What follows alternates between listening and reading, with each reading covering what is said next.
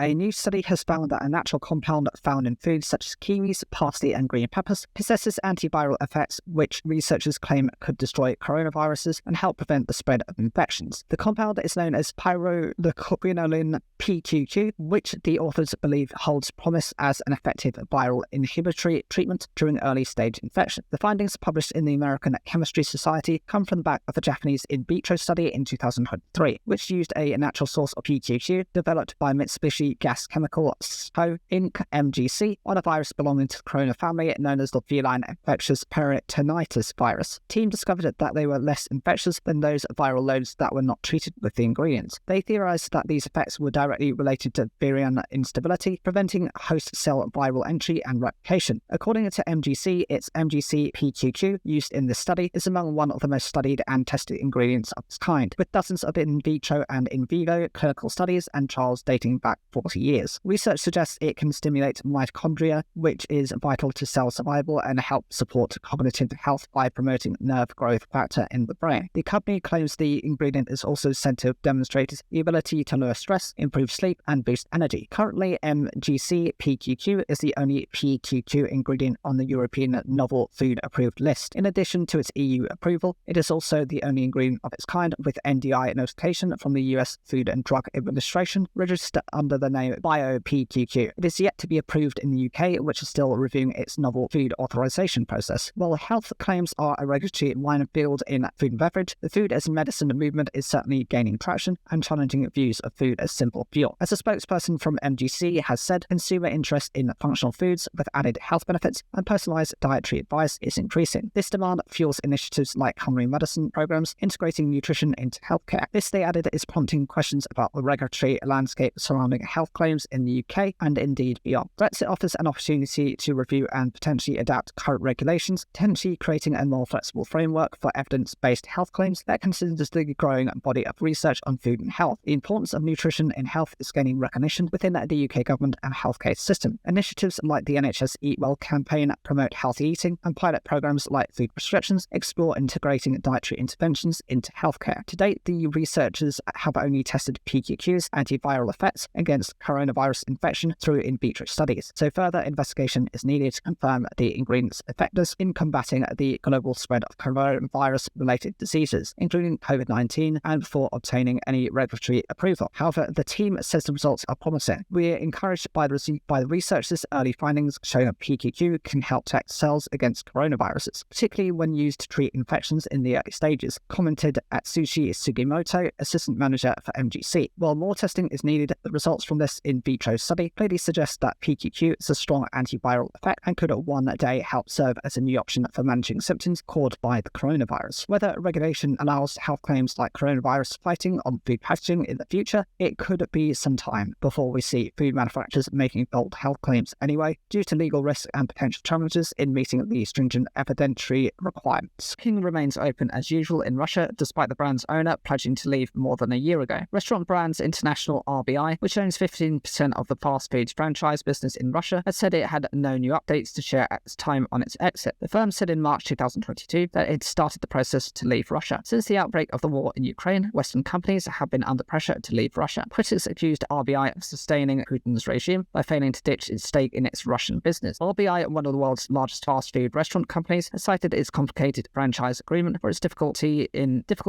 trying to exit the country. The deal is a joint venture with 3 other partners for some 800 restaurants. David Shear, RBI's president, said in March 2022 that Burger King's main operator in Russia had refused to shut the outlets following the first attacks on Ukraine, but he added that the company had started the process to dispose of its 15% ownership stake and that it would take some time. Asked about the progress made 18 months on from the pledge, a spokesperson for the Canadian-American company said the firm had no updates. Stephen Tyan, part of a team of researchers at Yale University who tracked what companies have done in response to the Ukraine war, argued using franchise agreements as an excuse was a convenient smokescreen. He pointed out that the likes of Starbucks have managed to terminate its deal in the country and exit, saying they, RBI, want to leave but then dragging their feet is not the same as actually exiting Russia. And by continuing to do business in Russia 18 months into Putin's invasion of Ukraine, they're sustaining Putin's regime. The spokesperson for RBI said the company was reducing new investment and supply chain support and had not made any profits from Burger King in Russia since early 2022. Mark Dixon, founder of the moral rating agency, which campaigns against firms doing business in Russia, called for RBI to disclose what specific actions it had taken in its attempts to leave. The firm should be willing to break its agreement. It needs to accept the legal risk of doing the right thing. Franchising is a business method of distributing products or services. It involves a franchisor, a company that has established the brand's name, and a franchisee, a company that pays a fee for the right to do business under the brand and sell its products. It has been a tool used by many Western brands in recent decades looking to enter new markets in different countries. The agreements typically span many years. While Burger King remains open for business in Russia, its biggest rival, McDonald's, which corporately owned most of its restaurants, has managed to leave the country. KFC's parent company, Yum Brands, has also sold more than 100 restaurants to a local operator in Russia, which were rebranded as Rostix in April. David Bond, partner at law firm Fieldfisher, said RBI's 15% stake meant it could not simply dictate terms to its fellow shareholders to require them to close Burger King branches. He also suggested companies that franchise out their brands would be reluctant to simply walk away from deals, as it could lead to dire consequences, including being sued for breach of contract as well as reputational damage. But it said, consequences aside, there was nothing stopping RBI from terminating the franchise agreement if it was adamant it wanted to do so, though it added it might not result in the Burger King brand ceasing to exist in Russia. He said the majority of D brands in the country, such as McDonald's, had been achieved through agreed sales with local business people willing to debrand in return for discounted purchase price. Who runs Burger King in Russia? The joint venture that holds the Burger King franchise in Russia is made up of RBI and 3 other parties. Businessman Alexander Kovalov is responsible for day-to-day operations and oversight of the 800 restaurants, with a 30% stake in the business. Mr. Kovalov previously mentioned that he does not have the authority or power to stop Burger King operations in Russia, and that any closure must be approved by all investors in the business. He said his share has always been far below control. ICU Group, a large Ukrainian investment firm, owns a 35% stake. ICU Group has said it has no control over the joint venture operations in Russia and other countries covered by the franchise deal. It said the firm was at the final stage of exiting the franchise agreement with terms agreed with the buyer. The company added it had abstained from managing the joint venture, investing in it, and had not received any dividends since the war began. And VTB Capital, an affiliate of VTB Bank, Russia's second largest financial institution, which has been sanctioned by the US, UK, and other European countries.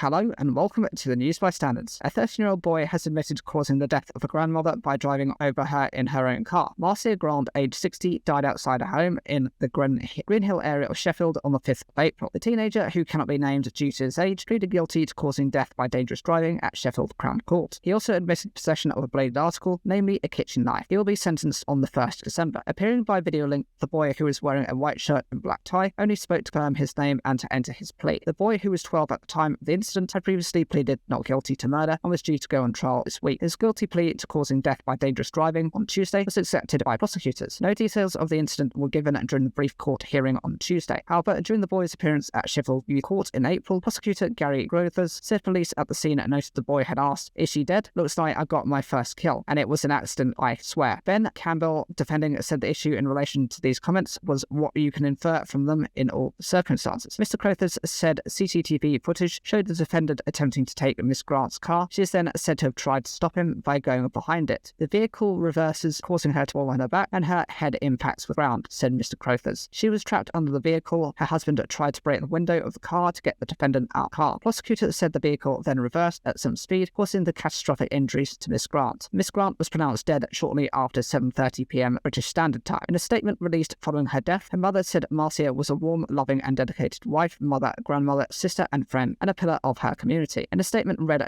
outside a court, Detective Chief Inspector Andrew Bowl said, "Since Marcia's death, our thoughts have been with her family and friends who have lost a loved one in the most tragic of circumstances. They will have to live with the heartbreaking consequences of that evening for the rest of their lives."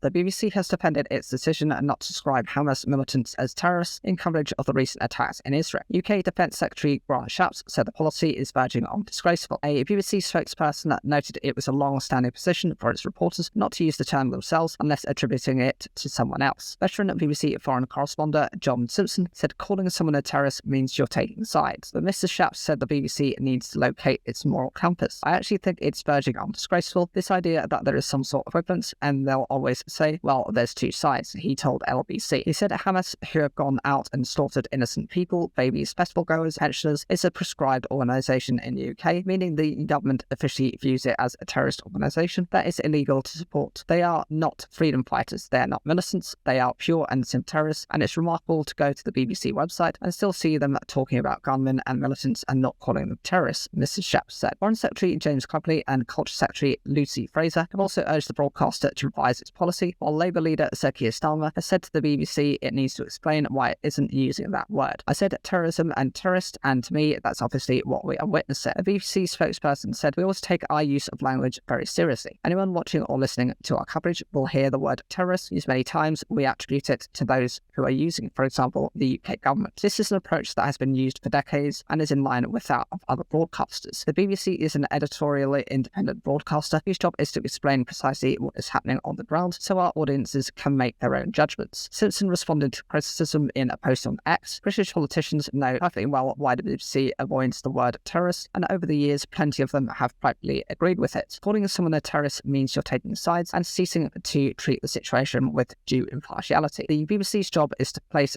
facts before its audience and let them decide what they think honestly and without ranting. Among other broadcasters, Sky News declined to comment, and ITN, which provides news for ITV, Channel 4 and Channel 5, let its newsroom decide on a case-by-case basis. Stories on the Sky News and ITV News websites mainly refer to Hamas militants or fighters, although ITV has also described them as terrorists. The Israel-Gaza war has dominated the news since the weekend when Hamas entered communities in Israel, killing at least 1,200 people and taking a dozen hostages. Israel has responded by bombing Gaza, killing more than 1,000 people in airstrikes, and cutting its supplies of electricity, fuel and water. The corporation's editorial guidelines say the word terrorist can be a barrier rather than an aid to understanding. They say we should convey to our audience the full consequences of the act by describing what happened. We should use words which specifically describe the perpetrator, such as bomber, attacker, gunman, kidnapper, insurgent and militant. We should not adopt other people's language as our own. Our responsibility is to remain objective and report in ways that enable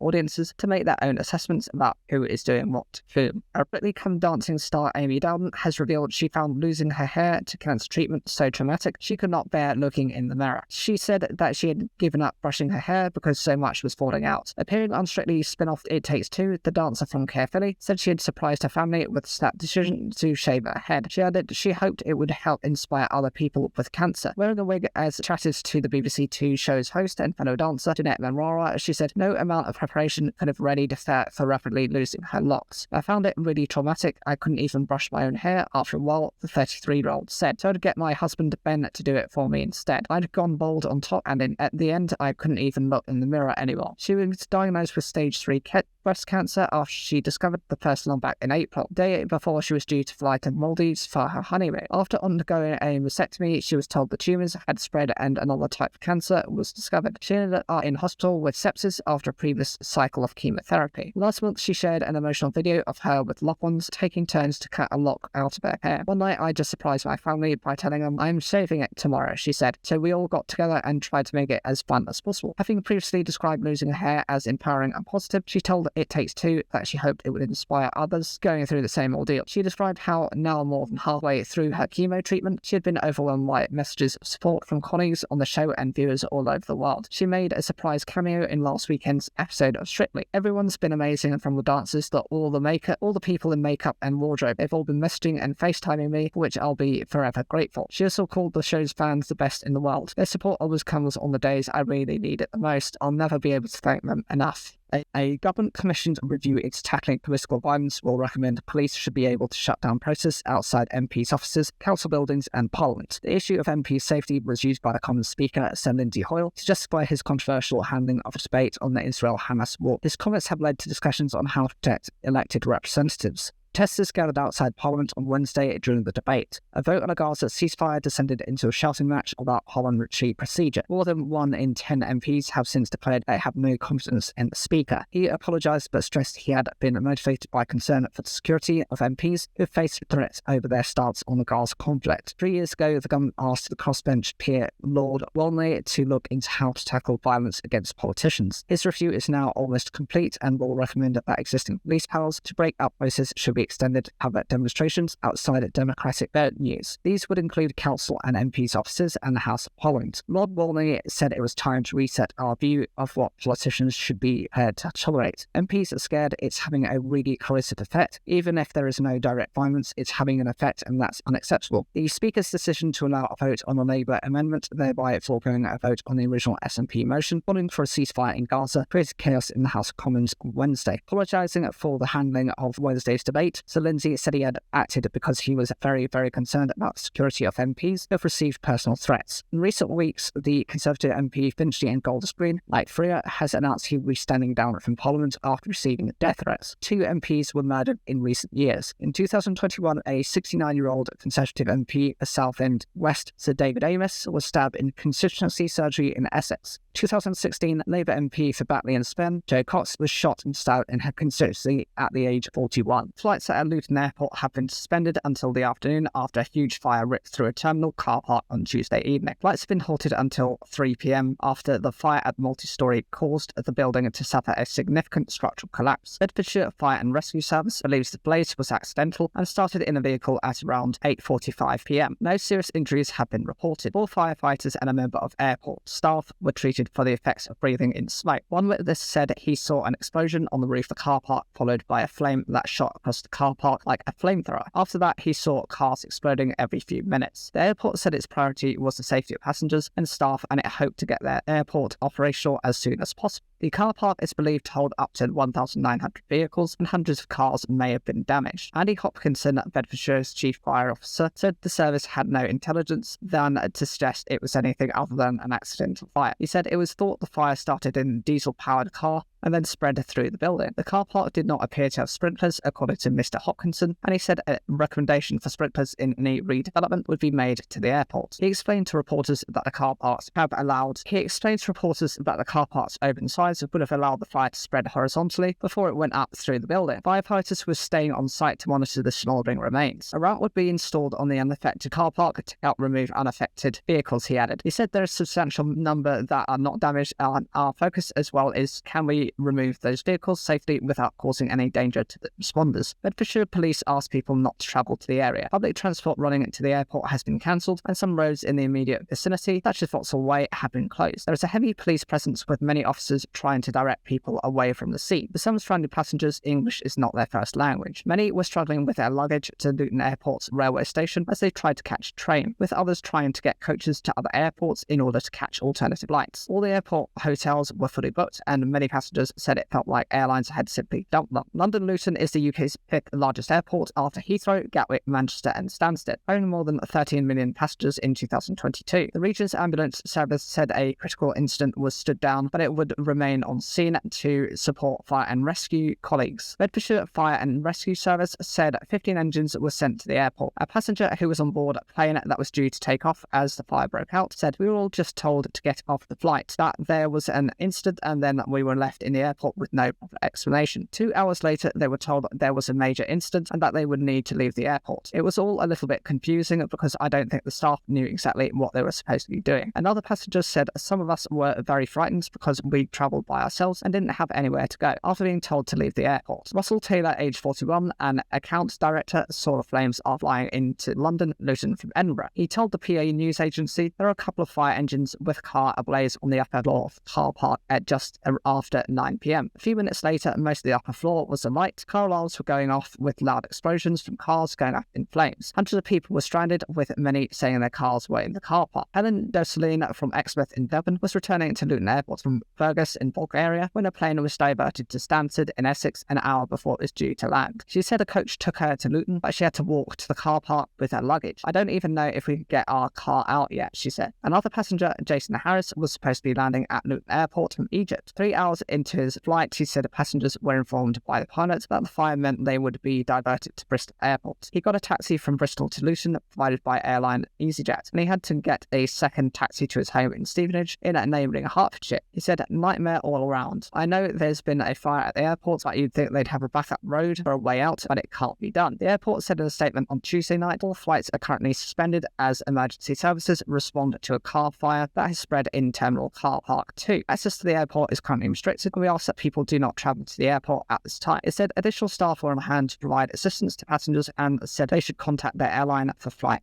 information. The airport's website said the affected multi-storey car park was located just a 5-minute walk to the terminal entrance. Airline provider EasyJet, based at Luton, issued a statement apologising for the inconvenience. It added that it would be providing hotel accommodation and meals to passengers where required. Wizz Air, a Hungarian airline which is its UK base at Luton, warned passengers to expect cancellations and disruptions. Charlotte Vere, the Conservative Minister for Aviation, Maritime and Security, said she was very grateful to emergency service staff who worked hard to put out the fire at Luton Airport tonight and this morning.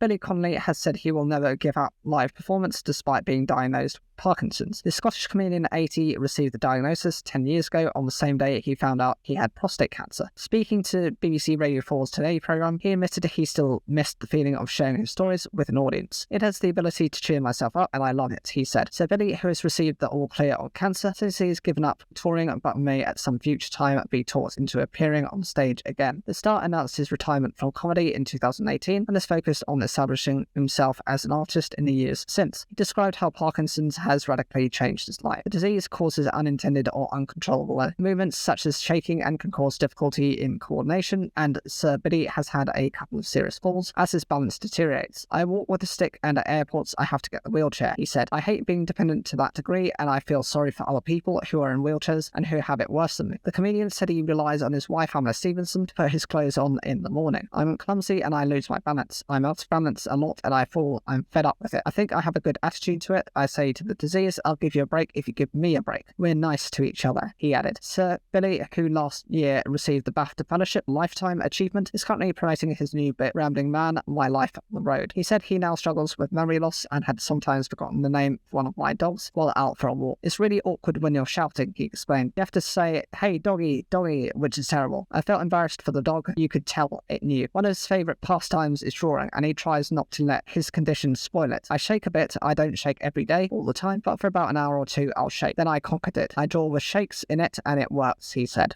The V&A Museum in London is looking for a Taylor Swift superfan to become its official advisor about the star. The museum wants a British Swiftie who can give their expert insights into fan culture and the memorabilia that her devotees collect and create. It said it's especially interested in the craftsmanship between handmade signs and friendship bracelets. Fans of the 14-time Grammy-winning singer often swaps friendship bracelets at her shows. The museum, which specialises in art, design and performance, wants to appoint someone before the 34-year-old US pop star begins the European leg of her Eras tour later this year. It's one of a number of superfan advisors that the institution wants to find to help it with its collections and exhibitions. The venue is also seeking people who are passionate about crafts, footwear, emojis and drag, among other things. It's part of an effort to enhance its vast cultural knowledge by engaging grassroots experts to assist in specific cultural niches, the museum said. It has already filled 4 such roles, finding enthusiasts to advise it on Toby Jugs, Pokemon cards, Gork clothing and Lego. Museum Director Dr. Tristan Hunt said these new advisory roles will help us celebrate and discover more about the enormous and often surprising creative diversity on offer at the V&A, as well as helping us to learn more about design stories that are relevant to our audiences today. Domestic incidents in the UK have more than quadrupled since Hamas's attack on Israel, says a charity which helps Jewish people in the UK. The Community Security Trust, CST, recorded 89 anti-Jewish hate incidents from the 7th to the 10th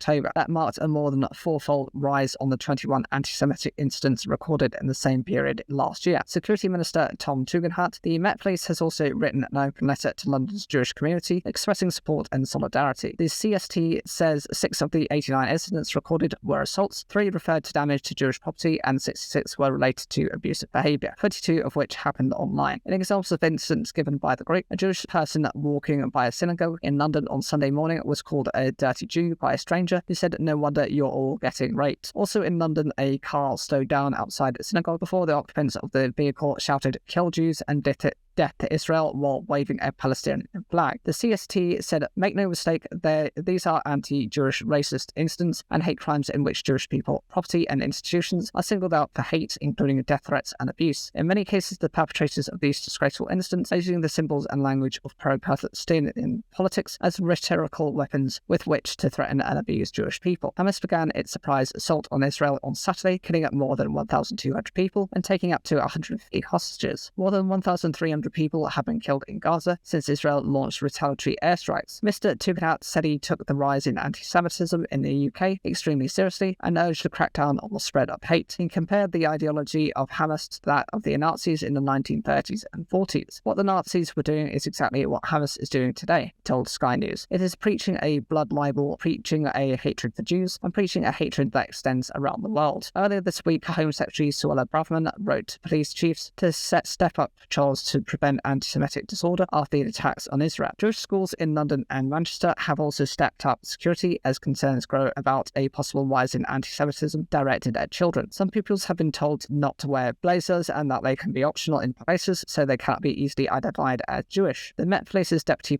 Commissioner, Dame Lynn Owens, has written an open letter to London's Jewish community to reassure them that force will do all that we can to make sure you feel safe and protected here at home. She said police would take action against any abuse or intimidation that is religiously motivated in the city. Dame Lynn added that while these showing support for Hamas or the Lebanese Hezbollah movement, both which are prescribed terrorist organisations in the UK, could face prosecution. What we cannot do is interpret support for the Palestinian cause more broadly as automatically being a support for Hamas or other prescribed groups. Eccleston, the former boss of Formula One, has been given a suspended sentence after pleading guilty to fraud. The 92-year-old did not declare more than £400 million held in a trust in Singapore when asked by tax authorities in 2015. Eccleston has agreed in a civil settlement to repay almost £653 million to HM Revenues and Customs, a court heard. He was sentenced to 17 months in prison, suspended for 2 years. The billionaire had originally been due to stand trial next month after initially pleading not guilty. The settlement covers Eccleston's tax affairs over the past 18 years, including tax, interest and civil penalties. The court was told that a meeting took place between Eccleston and HMRC officers in July 2015. It heard that Eccleston was seeking to draw a line under investigations into his tax affairs because he was fed up of paying huge bills for advice. At the time, he declared he had only one trust, which was established on behalf of his daughters. According to the charge, he had told HMRC he was not the settler nor beneficiary of any trust in or outside the UK. But following an investigation which HMRC has previously described as complex and worldwide, the answer proved to be inaccurate. On Thursday, Eccleston arrived at Crown Court with his wife Fabiana and spoke only to tell the judge, "I plead guilty," and to confirm basic details. He appeared frail as he rose to address the judge in court. His legal team argued that the former F1 boss should not face a prison term owing to his advanced age, medical issues and low level of risk to the public. Defending Eccleston, Christine Montgomery, said the defendant bitterly regrets the events that led to this criminal trial. Speaking in court following Eccleston's guilty plea, prosecutor Richard Wright said the defendant had knowingly given an untrue or misleading answer to HMRC when he told them he had no further trusts outside the UK. He continued, as of the 7th of July 2015, Mr. Eccleston did not know the truth of the position, so was not able to give an answer to the question. Mr. Eccleston was not entirely clear on how ownership of the accounts in question was structured. He therefore did not know whether it was liable for tax, interest or penalties in relation to amounts passing through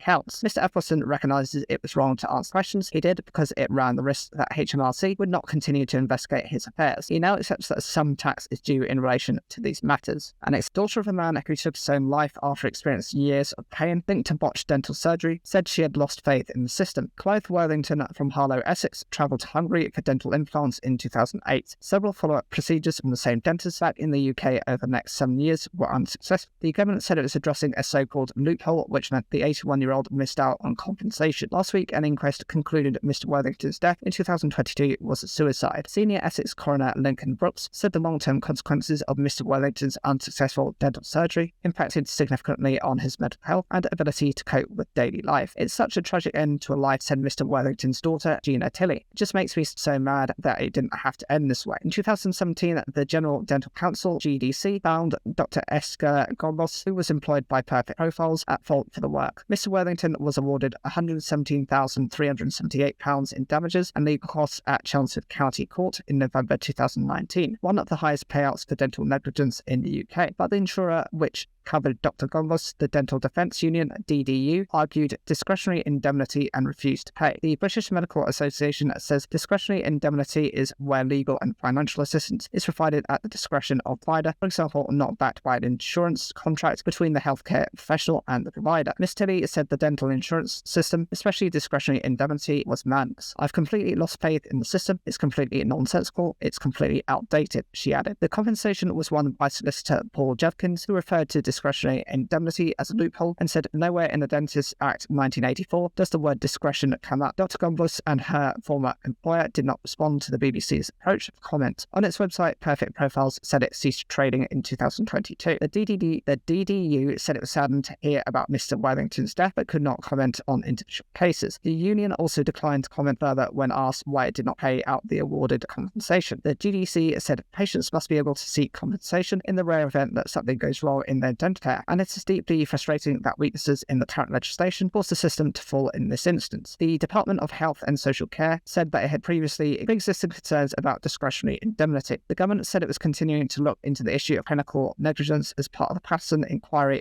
update. The spokesperson for the department said, "We have made significant progress to improve patient safety over the last decade, including the introduction of the first NHS patient safety strategy from 2019. The spokesperson added, "We are working with the sector to improve access to compensation for clinical negligence and will ensure all changes are in the best interest of patients." Ms. Tilley said that she'll continue to fight for justice for her father. "My dad had already started to contact the media while he was still alive. He knew that this wasn't right. I just don't want my dad to have died in vain because of this. I'll keep asking questions and I'll keep fighting to try and get things changed." Mr. Worthington, who worked as a wood machinist, had 3 children and 5 grandchildren. Men's purchasing prices hit Chinese real estate giant Evergrande have jumped as trading in the firm resumed after being suspended in Hong Kong. The company halted trading in its shares on Thursday as it confirmed that its billionaire founder was being investigated by authorities. Evergrande shares soared by more than 40% in early trading on Tuesday before closing at 28% higher. It defaulted on its debts in 2021, triggering a property crisis in China. The latest share suspension came just a month after the firm's previous 17-month trading halt was lifted. There is currently no other inside information in relation to the company that needs to be disclosed. Evergrande said in a statement to the Hong Kong Stock Exchange on Monday, when the city's market was closed for the National Day holiday in August, Evergrande's shares plunged by almost 80% when trading resumed after a suspension of more than a year and a half. The firm's stock market valuation has fallen by almost 99% since July 2020, with its shares now worth around 35 cents or 5 US cents or 4 pence each. Once China's top-selling property developer, the company has been struggling under the weight of more than $300 billion in debt or £248 billion of debt. Evergrande sent jitters through the global financial markets when it failed to make payments on its overseas debts in late 2021. The crisis deepened last week when it revealed that its flagship Chinese business, Hengda Real Estate, was unable to sell new debt as it was being investigated by authorities. The development further complicated the company's plan to renegotiate agreements with its bondholders. Just days later, the company confirmed that its founder and chairman, Hu Kaiyan, was subject to mandatory measures in accordance with the law due to suspicion of illegal crimes. In August, Evergrande filed for Chapter 15 bankruptcy protection in the US. Chapter 15 protects the US assets of a foreign company while it works on restructuring its debts. Some analysts have said the latest setbacks have increased the risk that the company will be unable to agree a restructuring plan with its creditors. Evergrande faces a court hearing in Hong Kong, a winding up petition which could potentially force it into liquidation. The hearing, which was scheduled for July, is now due to take place on the 30th of October. Consumer prices continue to rise in the US during September, fueled by higher housing and petrol costs, new figures show. Inflation was 3.7% over the 12 months to September, which is the same rate that was recorded for August. The US Central Bank is debating on whether it will need to raise interest rates again to stabilize price growth. While inflation has caused significant improvement from last year, it remains higher than the 2% target. Analysts said the new data from the US Labor Department offered few decisive clues on the next move from the US Federal Reserve. The bigger picture is that the trend is still quite encouraging, but the fight continues, said Olu Sonola, head of US economics at Fitch Ratings. While the annual figure held steady between August and September, inflation called from 0.6% to 0.4%. The increase in housing was the biggest contributor to the increase in the Consumer Price Index, which is a basket of goods and services that the Labor Department uses to measure price increases. Petrol prices also continued to climb, although at a slower rate than previously. However, prices for used cars and clothing fell month on month, while the increase in grocery prices slowed. The Federal Reserve has already raised borrowing costs sharply, and its key interest rate now stands at more than 5.25%, up from near zero in March 2022. The rise has hit the public in a number of areas, such as sharply higher mortgage rates and more expensive business loans. The Fed is hoping that the higher rates will encourage savings and reduce business expansion and other activity to cool the economy and ease price pressures. But while inflation has cooled significantly for more than 9% last year, it remains higher than the Fed's target. Officials have warned that they expect rates to remain relatively high for some time, in part because job growth and spending has held up far better than expected. But they have grown increasingly hopeful they will be able to subdue inflation without triggering a severe downturn. The artificial intelligence AI industry could consume as much energy as a country the size of the Netherlands by 2027, a new study warns. Big tech firms have scrambled to add AI-powered services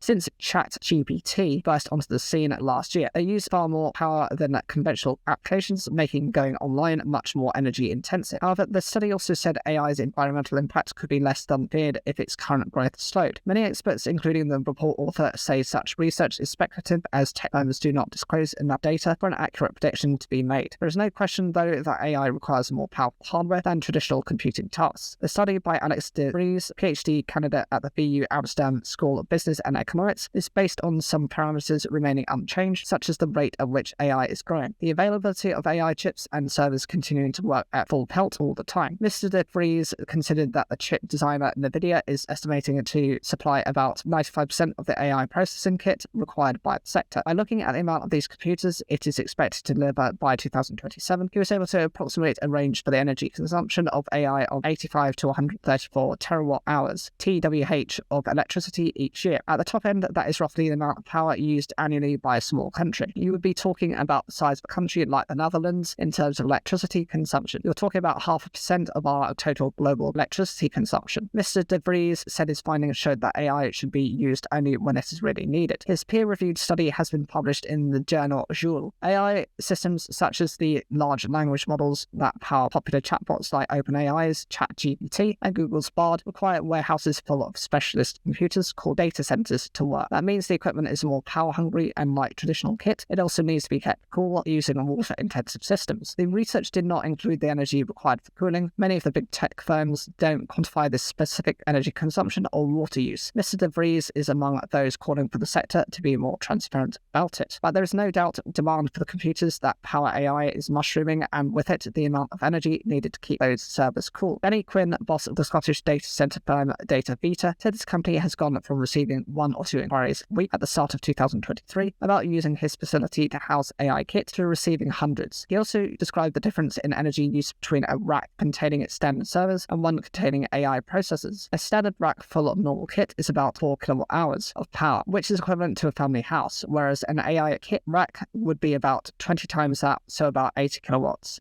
power, and you could have hundreds if not thousands of those within a single data center. He added that Scotland's colder and wetter climate provided a natural advantage in helping the data centers with keeping equipment cool, but it is still a huge task. In its latest sustainability report, Microsoft, which is investing heavily in AI development, revealed that its water consumption had jumped by 34% between 2021 and 2022 to 6.4 million cubic meters, around the size of 2,500 Olympic swimming pools. Professor Kate Crawford, who wrote a book about AI and its impact on the environment, said the issue kept her awake at night. Speaking to the BBC in July, she said, "These energy-intensive systems take enormous amounts of electricity and energy, but also enormous amounts of water to cool these gigantic AI supercomputers. So we are really looking at an enormous extractive industry for the 21st century. But there are also hopes that AI could help solve some of the environmental challenges facing the planet. Google and American Airlines recently found pilots could halve the amount of chemtrails, vapor trails created by aircraft by using an experimental AI tool to select altitude. Chemtrails are known to contribute to global warming, and the US government is among those spending millions of dollars on trying to recreate nuclear fusion, the way the sun gets its energy. Success here would be a real game changer in the form of a limitless green power supply. AI could speed up the research which has been going on since the 1960s with a very slow progress. In February this year, university academic Brian Spears said he had used AI to predict an outcome in an experiment which resulted resulted in a breakthrough. For 100 trillionths of a second, we produced 10 pentawatts of power. It was the brightest thing in the solar system. And Boris Johnson thought it was wrong for the Prime Minister to hold regular meetings with Mark Drakeford and Nicola Sturgeon during the pandemic. The comments have been revealed in his evidence to the COVID inquiry. Wales First Minister had been frustrated at the number of meetings he had with the Westminster government, but Mr Johnson feared working closely with First Ministers would make the UK look like a mini EU of 4 nations. That is not, in my view, how devolution is supposed to work. Wales, Scotland and Northern Ireland have their own governments, which have different levels of control over their own affairs, sometimes known as the Devolved Administration or DAs. All three had their own lockdown rules, which differed more from the UK's governments in England as the pandemic went on. After initially chairing emergency COBRA meetings with the heads of 3 nations at the beginning of the pandemic, Boris Johnson passed the responsibility on to Michael Gove, the Chancellor of the Duchy of Lancaster. In written evidence to the inquiry, Mr Johnson said, "I did chair some of the 4 national COBRAs, but I was content to let Michael lead. Apart from the workload," he said, "there were 2 good reasons for this, one of principle and one practical. It is optically wrong in the first place for the UK Prime Minister to hold regular meetings with other DA First Ministers as though the UK were a kind of mini EU of 4 nations, and we were meeting as a council in a federal structure. That is not, in my view, how devolution is meant to work. Federalism is where power is more equally divided between central and regional governments. That is not the case in the UK, where ultimate power still lies with the central government in Westminster, despite the 3 devolved nations being permitted to make their own decisions." Mr Drakeford wrote to the UK government in April 2020, asking for a regular rhythm to meetings between the devolved nations and the Westminster government. But it is clear there was a difference of opinion within government about how to deal with the devolved authorities. Ministers were concerned that regular meetings would not necessarily mean that the devolved administrations would agree with their approach to COVID. There was a warning in one meeting of UK government ministers where Mr Drakeford's request was discussed that regular meetings with Wales, Scotland and Northern Ireland could be a potential federalist Trojan horse. In minutes of the meeting, the then Secretary of State for Wales, Simon Hart, was nervous about excluding the 3 countries from decisions and thought they, as a government, could possibly engage more than we are at the moment. But it noted he did think that Mr Drakeford was positioning himself for next year's Assembly elections. The Scottish Secretary Alistair Jack thought that working at official level would be better than with the heads of government, as it would avoid Scottish FM grandstand. In WhatsApp messages, Boris Johnson's former advisor, Dominic Cummings, advised the Prime Minister to chair daily meetings from Downing Street's cabinet room and not with the DA's devolved administrations on the phone all the time, either so people can't tell the truth. In her testimony to the COVID inquiry, politics expert Professor Alisa Henderson of Edinburgh University said there was a fear of federalism, there is a fear of leaks that the UK government perceived as self-serving nature, the motives of the devolved administrations. She said the minutes of the meetings of the UK government ministers was the most remarkable document I have read in a number of years. There was no suggestion, she said, that it might improve decision-making if more voices from more parts of the UK were included. Boris Johnson believed that the divergence in policies between the 4 nations became a growing presentational problem. In this written testimony, he said he regrets not using civil contingencies legislation rather than public health legislation for COVID laws. This would mean that only the UK government could have decided on the rules around COVID, preventing the devolved governments from pursuing their own policies. He said there was always a risk that the devolved governments would diverge and choose a more restrictive measure, or one that was perhaps different for the sake of being different. In his written testimony, the former Welsh Health Minister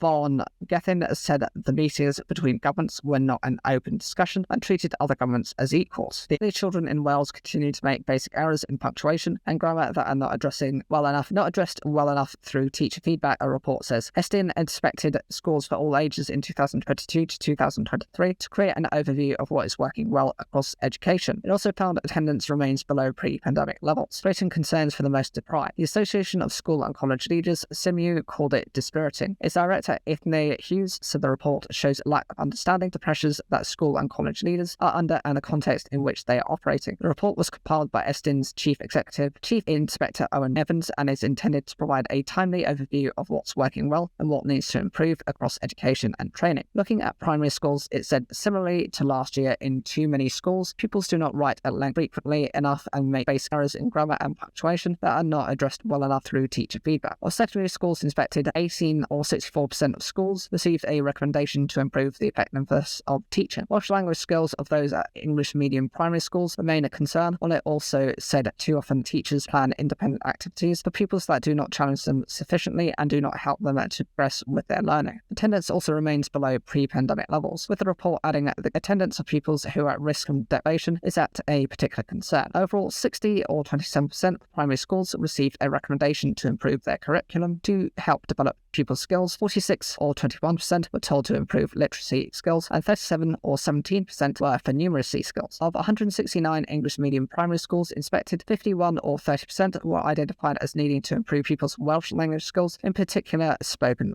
Welsh. From the 50 Welsh medium schools visited, 9 or 18% were given the same recommendation. However, there were many plus points as well, such as oracy skills being increasingly strong in most schools, pupils showing effective digital skills, and teachers having a heightened sense of well-being since the pandemic. In the same period, 28 secondary schools were inspected, with a report on these saying in the majority of schools, shortcomings in provision mean pupils do not develop their numeracy skills well enough across the curriculum. It also said at most of the schools, pupils do not have enough progress in their Welsh language skills or their understanding of Welsh culture and heritage. However, the report also said, as a result of well-planned, engaging teaching, many pupils develop their subject understanding and literacy skills appropriately across the curriculum. A few pupils make strong progress. It also said most schools had developed a clear vision for the new curriculum for Wales and were experimenting appropriately with new approaches. ASCL, which represents 24,000 school workers across the UK, sent a series of reflective questions at the end of the report was not enough to solve the many problems facing education in Wales. Wales Director Hughes said these summaries make only passing references to the pandemic and fail to mention the cost of living and school funding crisis that continue to have such an impact on teachers, leaders, pupils, and parents. Failing to contextualise serious issues such as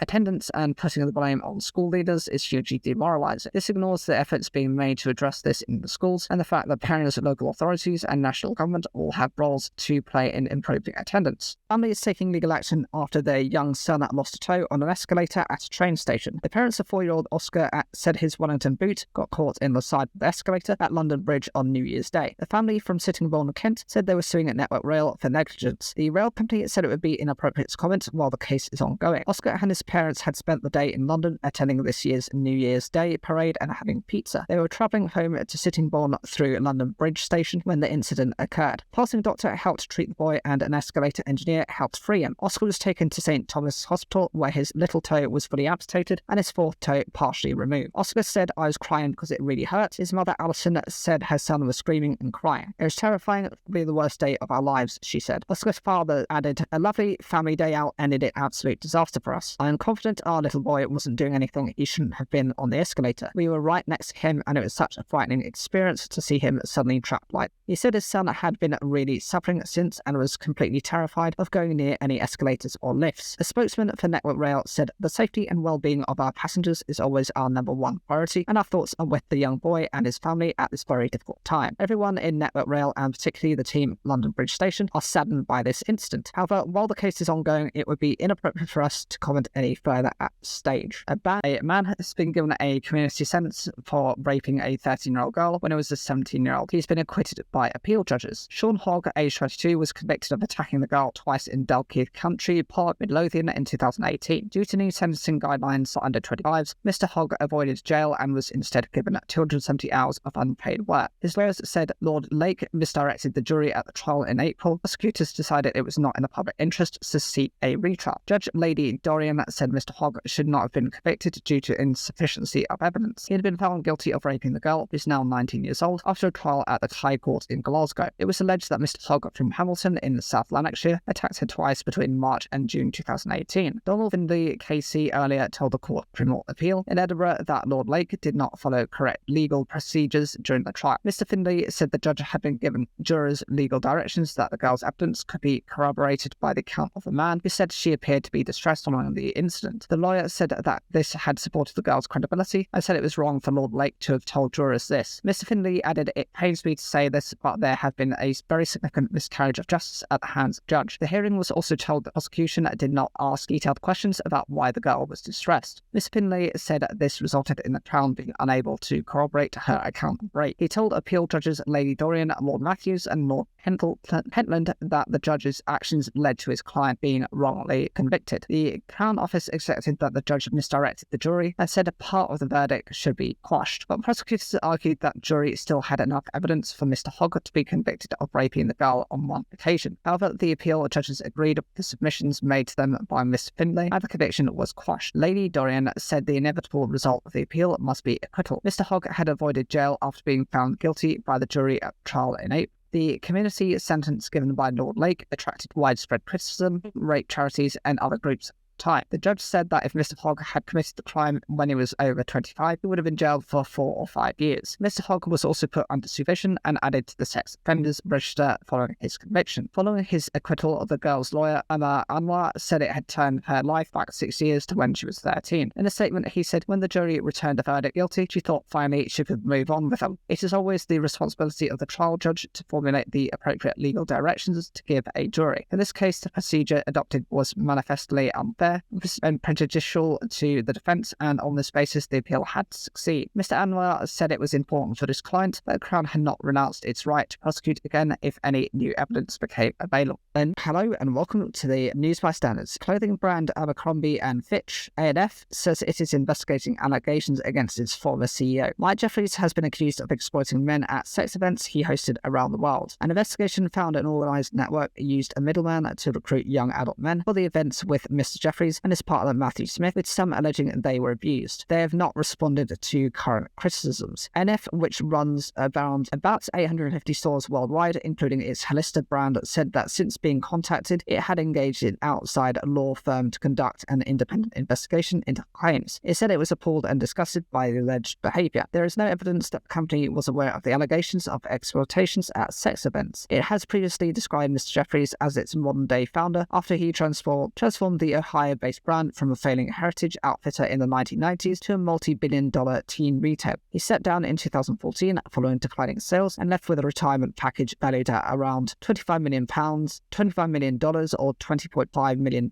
according to company filings at the time. The investigation reported that in the months before Mike Jeffries' exit, a pension fund invested in A&F brought legal proceedings in which it claimed the company had paid out settlements after allegations of misconduct by its then CEO. The source, who spoke on condition of anonymity, said he had seen internal documents describing payoffs for staff and agency workers who had complained about Mr. Jeffries' behaviour. The source said the documents he saw did not reveal the nature of the complaints. After the investigation into claims of exploitation at sex events on Monday, A&F said it was not aware of the allegations of sexual misconduct, and that its new leadership had transformed the company into the values-driven organisation we are today. The 2-year investigation uncovered allegations that Mr. Jeffries exploited men for sex at events he hosted in his New York residences and luxurious hotels around the world, including in London, Paris, Venice and Marrakesh. 12 men described attending or organising events involving sex acts run for the fashion mogul, 79, and his partner, British partner Mr. Smith, aged 60, between 2009 and 2015. The 8 men who attended the events said they were recruited by a middleman who they described as having a missing nose covered with a snakeskin patch. Half the men who said about their recruitment alleged they had been initially misled about the nature of the events or not told sex was involved. Others said they understood the events would be sexual, but not exactly what was expected of them. All were paid. Mr. Jacobson denied any wrongdoing and said men went into the events with their eyes wide open. Men who attended these events said that Mr. Jeffries and Mr. Smith would engage in sexual activity with about 4 men or direct them to have sex with each other. Afterwards, the men said staff at the event handed them envelopes filled with thousands of dollars in cash. David Bradbury, then at 23, said he was introduced in 2010 to Mr. Jacobson by an agent who described him as the gatekeeper to the owners of A&F, but said there was no mention of sex. At their meeting, he said Mr. Jacobson suggested Bruce Weaver, then A&F's official photographer, should take his picture. Then Mr. Bradbury said Jim made it clear to me that unless I let him perform sex on me, that I would not be meeting with Abercrombie & Fitch or Mike Jeffries. He said he felt as though he was paralysed. Looking back, he said that this incident should have been a red flag, but he thought Mr. Jacobson was just a creepy old dude that I wouldn't have to see again. Mr. Bradbury later accepted an invitation to a daytime event at Mr. Jeffries' former home in the Hamptons on New York's Long Island, recently sold for $29 million. While there, he said he spoke to Mr. Jeffries and Mr. Smith about his aspirations to be an A&F model. Then he said Mr. Jeffries held poppers under his nose, a drug which can cause a strong head rush and disorientation, and later had sex with him. Another man, Barrett Hall, said he felt pressured into attending an event in the Hamptons in 2011. Then at 22, he said he was recruited by an older model who received a referral fee to be his replacement for some sort of sexual experience with the couple. He said he agreed because the older model had financially supported him and he felt indebted to him. Mr. Paul said the older model told him, "You don't have to do anything you don't want to," but suggested that the further you go, the better, and alluded to career opportunities. When he arrived at the event, he said he felt under pressure to perform. At one point, Mr. Paul and Mr. Jeffries was behind him, groping him. "This experience, I think it broke me," he said. "I think this stole any ounce of innocence that I had left. It mentally messed me up, but with the language I now have today, I can sit here and tell you what has taken place and that I was taken advantage of." The largest event described was hosted in a private villa at a 5-star hotel hotel in 2011, for which dozens of men were flown to Marrakesh. It understands that Mr. Jeffries and Mr. Smith had also invited friends. Alex, who asked for his name to be changed to protect his identity, said he was struggling model supporting his family back home, and he was recruited as a dancer for the event. Very expected he would have to strip. Alex, a straight man then in his 20s, said he was auditioned by Mr. Jacobson, who praised his dancing but demanded that he finish the job by performing oral sex on him. "I wanted to support my family," said Alex. "I performed the job and I was disgusted." Thinking the hardest part was out the way, Alex flew to Marrakesh for the event a few weeks later. But moments into his dance, he said Mr. Jeffries tried to kiss him. "I was trying to be in it without offending him. I was extremely uncomfortable." Eventually, he said he went to hide in a back room where he fell asleep. Alex said he woke up with a condom inside him and feared that the champagne he had been given earlier had been spiked. "When I put things together, I believe that there is a good possibility I was drugged and raped. I'll probably never know for sure the answer of what happened." A civil lawyer who examined the evidence said US prosecutors should investigate whether what these brave men describe could be sex trafficking. Under US law, sex trafficking includes getting an adult to travel to another country or state to have sex for money by using force, fraud, or coercion. There may have been evidence of coercion for some of the men, whereas others might not have felt the coercive tactics, Ben Edwards said. He also said Mr. Jeffries and Mr. Smith might argue the men were consenting adults, and the fact that some had engaged in commercial sex in the past was a factor, although he said past actions were really irrelevant to whether a particular commercial sex act was because of force, fraud, or coercion. Given the stories of these brave men that have come forward, I think it's very important that federal prosecutors look into this case, adding there was a very high burden for prosecutors, however. They made constant repeated attempts by letter, email, and phone over several weeks to contact Mr. Jeffries and Mr. Smith, inviting them to respond to a detailed list of allegations to ensure they were fully aware of claims against them. They have yet to respond. Mr. Jacobson, the middleman, now aged 70, said in a statement through his lawyer that he took offence at the suggestion of any coercive, deceptive, or forceful behaviour on my part and had no knowledge of any such conduct by others. He said he did not recall making promises of modelling opportunities. Any encounter I had was fully consensual, not coercive, he said. Everyone I came into contact with who attended these events went in with their eyes wide open. Horse owner has spoken of his devastation after a car crashed into his trailer, resulting in the death of his two 5-month-old foals. James Mason from near Market Harbour in Leicestershire was travelling on the M25 near Enfield when a car clipped the back of his horse box. The trailer flipped and crashed, killing one foal, with the other having to be put down due to his injuries. Mr. Mason said, "I'm heartbroken. I just want the driver to come forward." The 51-year-old told the BBC he was on his way to Canterbury to drop the foals off for a friend when the crash happened between junctions 24 and 25, eastbound at 8:50 a.m. on Saturday. He said he was gutted as they were rescue animals on the way to start a new life in the countryside. Mr. Mason said he heard a massive crash and a bang, and the van moved slightly. "I looked in my mirror and the horse box is not on the back of the van. My heart just dropped. I pulled over and went straight to the animals. I ran down the hard shoulder to where some people had pulled up. They told me someone hit the back of the trailer and drove off. The whole experience was traumatic. I'm heartbroken. I'm just devastated that someone could drive off like that. I just want the driver to come forward."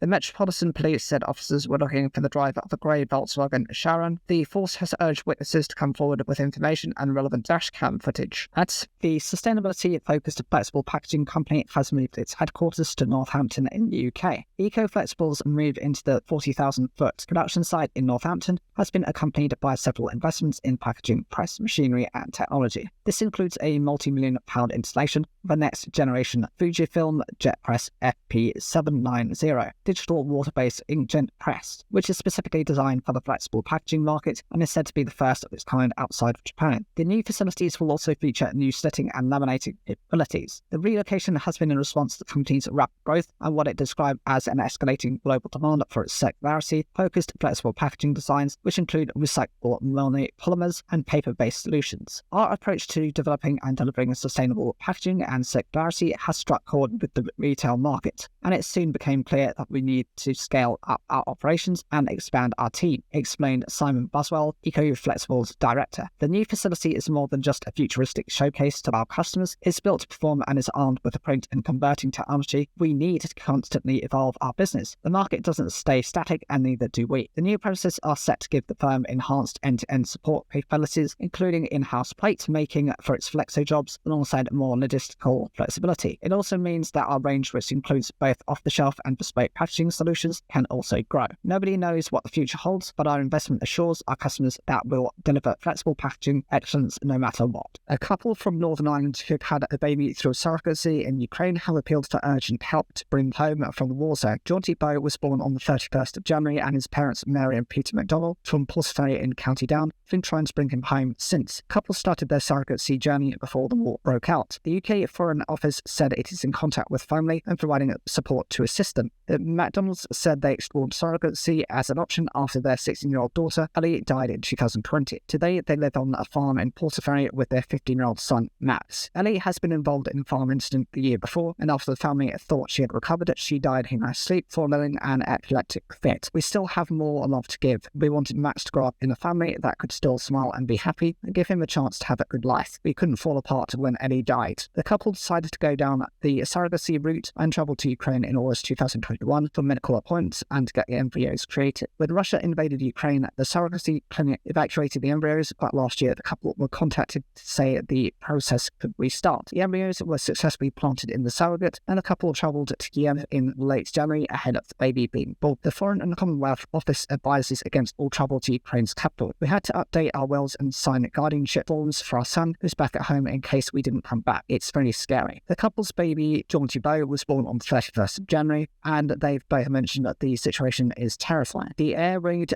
alarm goes off at night, and you have 4 minutes to get to the shelter, and you just have to lift the baby and run, and that's what we do, she said. It's a very scary place. The people are very good to us, and in the one shelter, they gave us a couch to sit on with the baby. We're very frightened, and every day you say, please let us survive today. Don't let us get blown up, because we have a boy at home we want to survive. The McDonald's said they have not been able to leave Ukraine, yet as Jaunty Bow has not been issued with British passport, and they are concerned about delays in the process. There are a lot of legalities and paperwork. The next stage is an identity interview with Peter to look at his photographs and make sure he is who he says he is, and that it's not child trafficking or anything like that. Our meeting is in 3 weeks' time on the 13th of March, but the couple want it to be expedited. A spokesperson for the Executive Office has said that the First and Deputy First Ministers were aware of the case, and it will be making representations to the Home Office to ask for an expedited interview to enable the couple and their baby to return home as soon as possible. Jaunty Bow was unwell shortly after he was born and had to be rushed to hospital. He stopped breathing and turned blue. The doctors think he could have something wrong with his brain. The recommendation is to get him home to be treated by doctors in Belfast, but they can't move the interview forward. Miss McDonald said their son Max, who stayed in Northern Ireland, was starting to struggle without his parents. He's still helping on the family farm, milking the cows, and is sitting his exams. 3 weeks is a long time to wait. He's still struggling with the death of his sister, but he's being very brave. Surrogacy is legal in Ukraine, and while the McDonald family understand some of the controversy around surrogate births, they said that following the death of Annie, it was the right choice for their family. This is our new beginning and the new part of our lives. For us as a family, it has given us hope to survive and to live again for ourselves and for Max. He lost a sister, but he now has a brother. I go to Mass and I pray really hard, but it's our way to survive and maybe take the silence out of our house.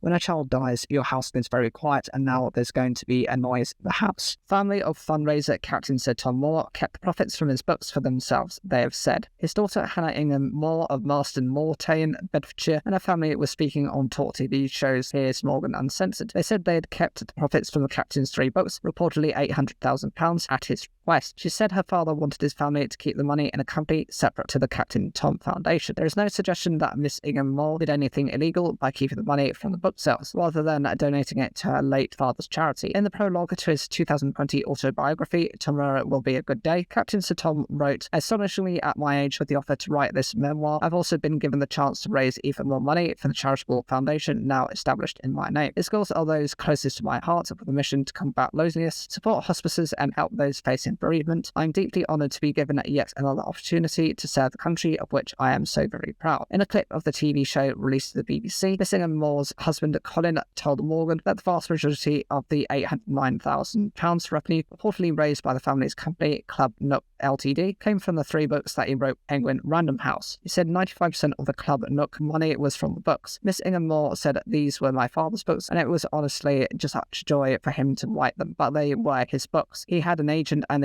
he worked on that deal. They were Captain Tom's books, and his wishes were that the money would sit in Club Nook. Morgan asked for you to keep, and she replied, yes, specifically. She said that there had been no agreement with her father that in any of the book deals, any of the money would go to charity. The books were never anything to do with the charity, she said. Her father decided what to do with the income from them, and it was his wishes, not ours. He made the decisions about things that he did. We didn't act for him. Captain Sir Tom's extraordinary fundraising efforts for National Health Service charities, part of COVID-19 pandemic history. By walking laps around his Bedfordshire garden, he raised £38 million for NHS Charities Together, which works with a network of more than 230 NHS charities across the UK to support the organisation. However, the charity set up by his family in his honour is no longer taking donations. The Captain Tom Foundation is currently the subject of a statutory inquiry. Just over a year ago, the Charity Commission launched an inquiry into his finances. It also emerged Miss Ian Moore was paid thousands of pounds by her family company for appearances in connection with her late father's charity. She appeared at an award ceremony, the Virgin Media O2 Captain Tom Foundation Connector Awards, which included the name of the charity and the charity's logo on its award plaques. At that time, she was the charity's interim chief executive on an annual salary of £85,000. However, her appearance fee was paid not to Captain Tom Foundation, but to Matrix Group, a company owned by her and her husband. She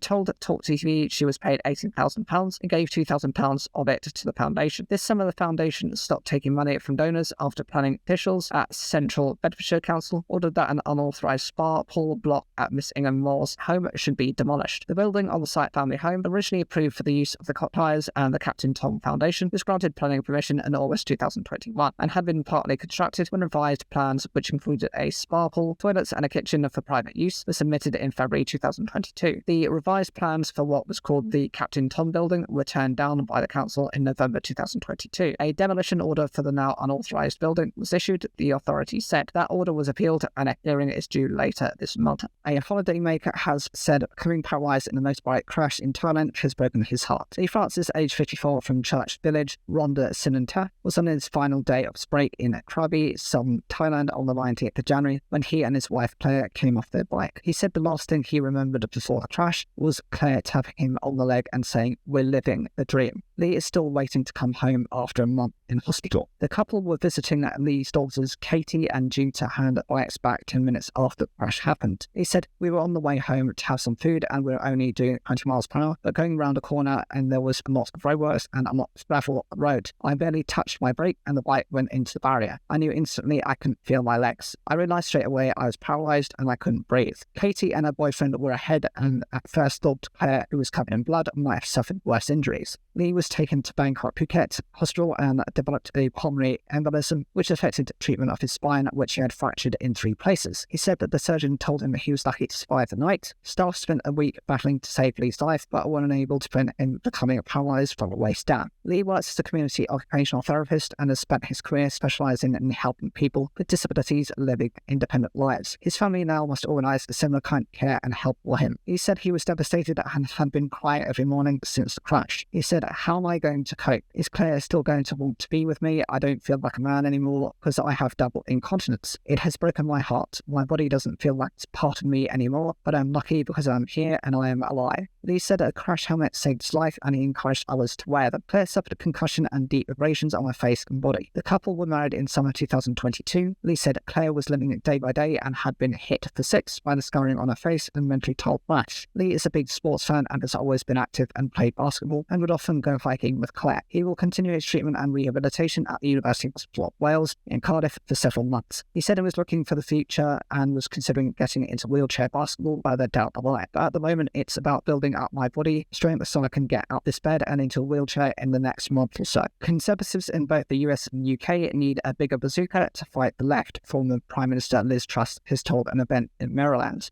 Unless Conservatives become more active in speaking out, Western civilization is doomed. She was speaking at the biggest annual gathering of Conservatives in the US. The UK's shortest-serving PM, who is in Downing Street for 6 weeks, also sought to peg her down for antagonism from the establishment. The Liberal Democrats labelled some of Miss Truss's statements on Thursday bizarre conspiracy theories unfit for British politics. Miss Truss was speaking at the annual Conservative Political Action Conference, CPAC, hosted by the American Conservative Union, which runs until Saturday. Grassroots gathering is one of the leading events on the Conservative political calendar and has been transformed in recent years into a heavily pro-Donald Trump affair, a reflection of his takeover of the Republican Party. Other speakers this week included Nigel Farage, the presidents of El Salvador and Argentina, and Mr. Trump himself on Saturday. During Ms. Truss's 20-minute speech on Thursday afternoon, in between sessions that covered topics including transgender children, oil and gas, and a speech from Lara Trump, Mr. Trump's daughter-in-law, she sought to attack the establishment in the UK and the US. We have to understand how deep the vested interests of the establishment are, how hard they will fight, and how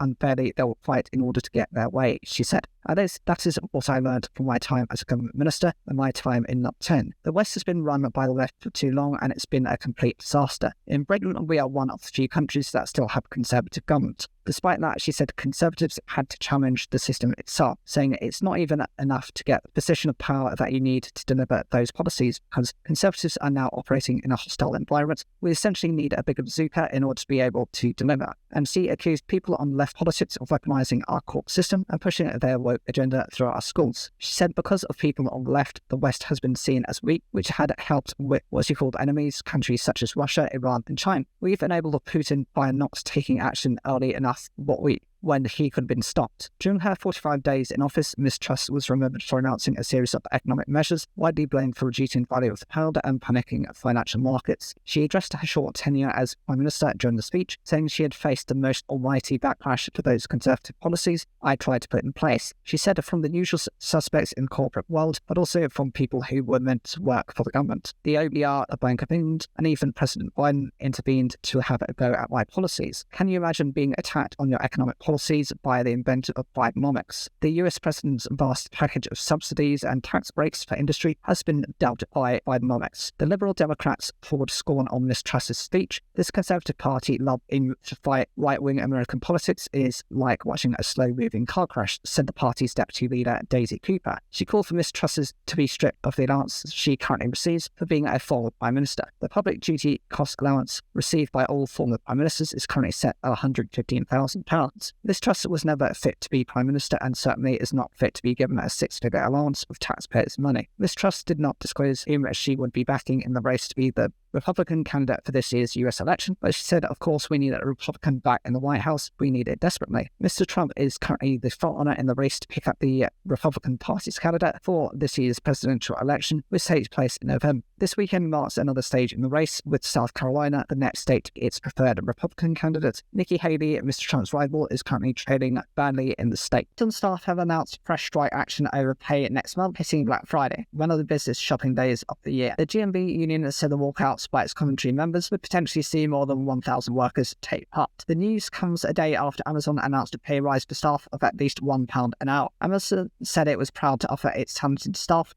wages. The strike action will take place on the 7th, 8th and 9th of November, as well as on the 24th of November, known as Black Friday, a big day for retail. Workers in Coventry have staged several days of action in the dispute over pay and were the first UK Amazon workers to go on strike in January. Rachel Fagan, GMB organiser, said the latest strike action dates would bring total days lost to industrial action to nearly 30. This is our members' response to the failure of Amazon bosses to listen, she said. Members have been calling for an hourly pay rise from £10.50 to £15, following a 50 pence per hour pay offer from Amazon earlier this year. On the 15th of October, the minimum starting pay for frontline employees will rise from £11.80 and £12.50 an hour depending on location. Minimum starting pay will increase further next April to between £12.30 and £13 an hour depending on location, the company said on Monday. We have some of the most talented colleagues around and we're proud to offer them wages and benefits, as well as fantastic opportunities for career development, all in a safe and modern work environment, said Amazon UK country manager John Bomfrey. These are just some of the reasons people want to work at Amazon, whether it's their first job, a seasonal role, or an opportunity for them to advance their career. Experimental catapult designed to launch World War II bomber planes into the sky has been excavated. Prototype Royal Aircraft Establishment Mark III catapult was unearthed at the site development at the Harwell Science and Innovation Campus in Oxfordshire. It was meant to enable takeoffs using shorter runways, and so the planes could be loaded with more fuel. The contraption was built between 1938 and 1940 when the site was RAF Harwell. However, the project was abandoned without ever launching an aircraft because the engines would wear out and the designer did not perfectly fit the bomber planes. The mechanism was taken out and a normal runway built over the top. The technology was a precursor to catapult-armed merchant cam ships, which launched Hawker Hurricanes at sea via rocket-propelled catapults. How was the catapult meant to work? A large rotating turntable directed aircraft towards one of the concrete track runways, only 82 meters or 269 feet long. The aircraft was attached to an underground pneumatic ram using a towing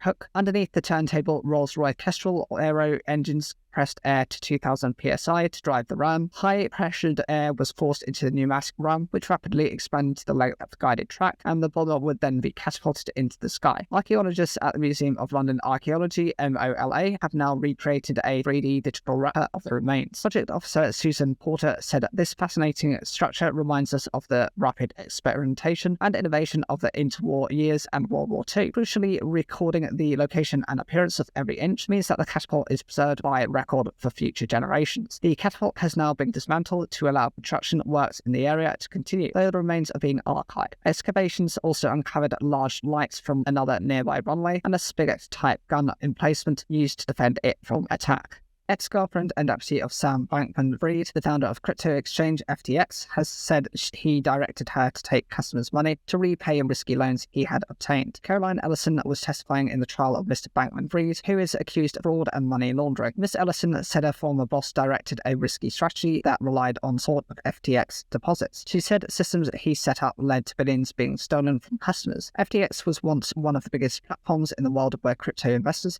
could buy and trade digital currencies. It went bankrupt in November with more than $8 billion or £6.51 billion reported missing. Prosecutors alleged that the fall came after Mr. Bankman-Fried stole billions in customer money, allegedly using the funds to buy property, make political donations, and fund his crypto trading firm Alameda Research. Mr. Bankman-Fried has denied the charges against him. Ms. Ellison, who headed Alameda Research starting in 2021, is one of the key figures in the case. She pleaded guilty in December to lying to investors and other charges, telling the court, "I knew that it was wrong." She took the stand shortly after 12:30 or 4:30 p.m. GMT and told the court that Alameda ultimately took about $14 billion or £11.4 billion from FTX customers, using it for investments and repaying lenders. Alameda was able to return some of that money to exchange. She added, "He was the one who set up those systems that allowed Alameda to take the money, and he was one who directed us to take customer money to repay our loans." She said she repeatedly conferred with Mr. Bankman-Fried on the state of firm's finances, running analysis at his request that showed the firm was risking trouble as it took on loans that could require repayment at any moment. He allegedly directed her to provide loans to FTX executives and sometimes to buy digital currencies to support their values, even when it led Alameda to lose money. For any major decisions, I would always run them by Sam, she said. He directed me to commit these crimes, but she would always defer to him in decision-making, despite her concerns. She said that at key moments, such as when he was considering setting up a multi-billion-dollar fund to invest in new companies, he often moved towards, despite her challenge. He was well aware of risks, asking her to run analysis of worst-case scenarios, many of which later materialized. But she said he was proudly risk-neutral. Miss Ellison's arrival on the stand was greeted with nervous laughter, especially after she struggled for a long moment to find Mr. Bankman-Fried in the courtroom. A wide range of people, from former FTX customers to casual observers, has been anticipating her first-hand account of what led to the once powerful exchange to collapse last year, turning Miss Ellison into a star witness. Ben McKenzie, the star of the OC, who has written a book, Critical Crypto, was among the onlookers sitting in the courtroom and watching from overflow locations in the New York courthouse. She is admitted to a range of charges, including lying about the relationship between the two firms in expectation of a reduced sentence. Mr. Bankman-Fried's lawyers have argued that Alameda's relationship with FTX was characterized by businesses that were reasonable, given its role helping to ease trading platform. In their opening arguments, they claim firm's problems were fueled by Miss Ellison's failure to heed Mr. Bankman-Fried's warning to protect the firm against turmoil in the crypto markets. On the stand on Tuesday, Miss Ellison said she felt she lacked experience to lead Alameda and spoke candidly about her on and off again relationship with Mr. Bankman-Fried. "The whole time we were dating, he was also my boss," she said, adding that their personal dynamic was also strained. "I wanted more from our relationship, but often felt he was distant or not paying much attention to me." Miss Ellison met Mr. Bankman-Fried when they both worked at the investment firm at Jane Street. The daughter daughter of MIT economist who earned a maths degree at Stanford, she said a family background rooted in academia and an ambition to make money to do good. She is one of several members of Mr. Bankman-Fried's inner circle to take the stand against it. Both higher interest rates could ultimately hit younger workers and those on lower incomes the hardest, a member of the bank's rate-setting committee has warned. Dr. Swati Dhingra is one of the Bank of England's 9-strong monetary policy committee. The bank last month held interest rates at 5.25%, the highest in 15 years. These rises have led to higher mortgage and loan repayments for some, but also higher saving ratings. Dr. Dhingra joined the Monetary Policy Committee in August 2022. Since then, the committee has voted to raise interest rates 9 times to curb inflation. Each time, Dr. Dhingra voted against a rise or asked for a smaller one than was ultimately decided on. She cited concerns over the impact on households and businesses. Speaking to the BBC, she said the economy is already flatlined and we think only about 20 to 25% of the impact of the interest rate hikes has been fed through to the economy. So I think that there's also this worry that that might mean that we're going to have to pay a higher cost than we should be paying. Interest rates take at least a year typically to fully affect the economy, as higher debt repayments force households to limit spending. Businesses may also cut jobs, with more than 200,000 shed from the UK's labour force in the early summer. Due to recent data, including a dip in activity or GDP in July, the Bank of England now expects the economy to grow only very modestly over the second half this year. Dr. Dhingra thinks it may be even worse. When you're growing as slowly as we're growing now, the chances of recession or not recession are going to be pretty equally balanced, so we should be prepared for that. It's not going to be great times ahead. Weaker spending and job cuts ultimately triggered by higher rates could hurt younger workers and those on lower wages particularly bad, the same groups who are among the hardest hit by inflation. Kinds of price increases that we're seeing, which is energy and food, those will typically impact those people more, and then the interest rates will also typically impact younger, less educated people more. So eventually, when we come out of all of this, we're going to see that possibly inequality is going to rise. Nevertheless, she says her colleagues did not take the decision to raise rates lightly. Nobody is going to do this with a smile on their faces. I think it's very hard to see the sort of deflation when we go to regional visits and we hear about it. There are just horror stories out there. With the UK experiencing particularly stubborn inflation, the International Monetary Fund has cautioned that interest rates may stay close to current levels for 5 years. Some bank officials have also suggested that they are unlikely to fall soon, but there is much uncertainty around. Last month's decision by the bank not to raise rates again was largely unexpected. As Dr. Dhingra points out, if growth falls by much more than it expects from here, a cut may happen sooner. The disgraced MP Jared O'Mara would never have been chosen as a Labour candidate under new selection processes, party leader Sir Keir Starmer has said. O'Mara was elected as MP for Sheffield Hallam in June 2017, but in 2019 he was jailed over a £52,000 fraud. His tenure was marred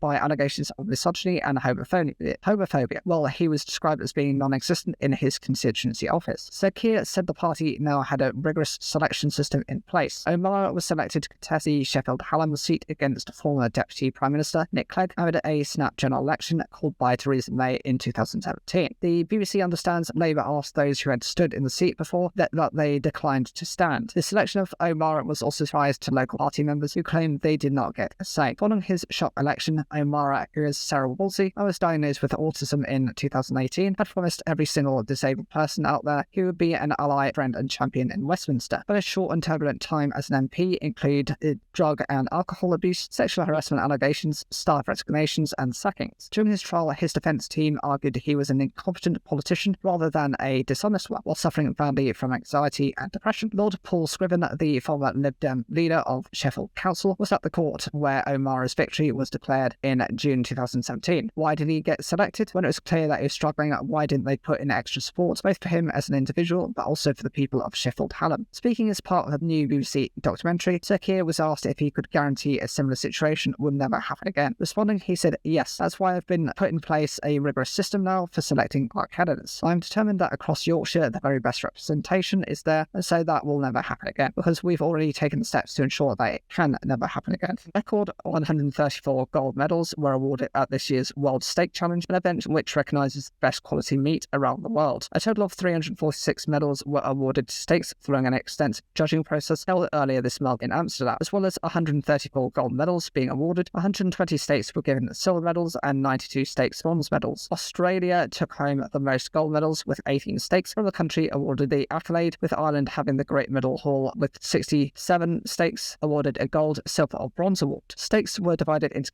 categories including sirloin, fillet and ribeye, with Wagyu also having its own separate category for the first time this year. Now in its 9th year, the World Steak Challenge is partnered with Irish Food Board Bayer, and is the only event that shines spotlight on the very best steaks producers and suppliers across the globe, as judged by a tasting panel of experts from all over the world. In a change from previous years, the overall winners in each region, Europe, Australasia, Asia and America, will be announced at a special awards dinner being held at London Smith and Walensky on the 13th of November. One steak will also be named overall winner and world's best steak at the event. Judging for this year's World Steak Challenge took place at Premium Steakhouse Lees & Co. in Amsterdam. More than 500 steaks were cooked on grills supplied by Synergy Grill and judged blind by a judging panel of 60 experts. Judges include Richie Wilson, culinary director of Fire Steakhouse in Bar, Ioannis Gramonis, executive chef and meteorologist of Heliot Steakhouse in London, Paul Foster, chef atron of Michelin-starred Salt in Stratford and Grass-Fed in Camden, Abdulrahman Ashwalam, chef owner of Marble in Riyadh, currently ranked number 23 in MENA's best restaurants, and Katie Doherty, CEO at the International Meat Trade Association. Ioannis Gramonis, chair judges for 2023, said that the World Steak Challenge stands as the ultimate celebration of steaks on a global scale, gathering a remarkable assembly of expertise, knowledge and professionals under one roof. This extraordinary event brings together steaks from all corners of the world, representing 5 continents. Meanwhile, Joe Burke, senior meat and livestock manager at event partner Board Beer, added Board Beer is delighted to sponsor the World Steak Challenge and to share with our industry partners what Irish beef farming has to offer, where grass-fed and sustainable farming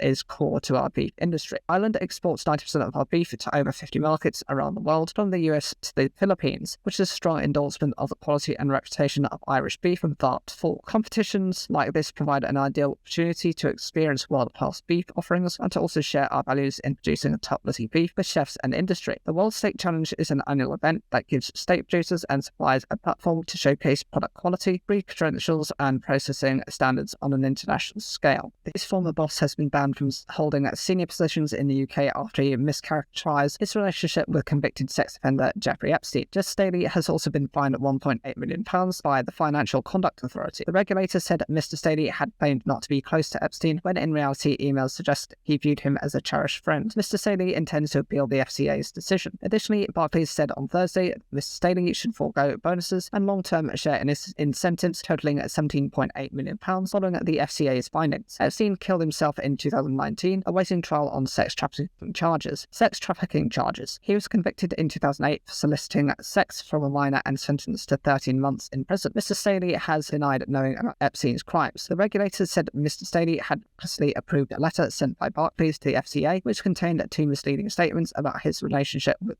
Epstein. Therese Chambers, Joint Executive Director of Enforcement and Market Oversight at the FCA, said a chief executive needs to exercise sound judgment and set an example to staff at their firm. Mr. Staley failed to do this. We consider that he misled both the FCA and the Barclays board about the nature of his relationship with Epstein. She added that it was right to prevent him from holding a senior position in the financial services industry if he could not be relied on to act with integrity by disclosing uncomfortable truths about his close personal relationship with Epstein. In August 2019, the FCA had asked Barclays what it had done to satisfy itself that there had been no impropriety in the relationship between Mr. Staley and Epstein. The late financier was a client of JP Morgan Chase, the US investment bank where Mr. Staley worked for 3 decades, including heading up its assets and wealth management division. In its response to the FCA, Barclays wrote a letter based on information supplied by Mr. Staley that he did not have a close relationship with Epstein. It also stated that Mr. Staley ceased contact with Epstein well before he joined Barclays. Mr. Staley said the letter was fair and accurate, but emails between the 2 men showed that Mr. Staley had described Epstein as one of his deepest and most cherished friends. In addition, Mr. Staley had been in contact with Epstein in the days leading up to his appointment as chief executive, being announced on the 28th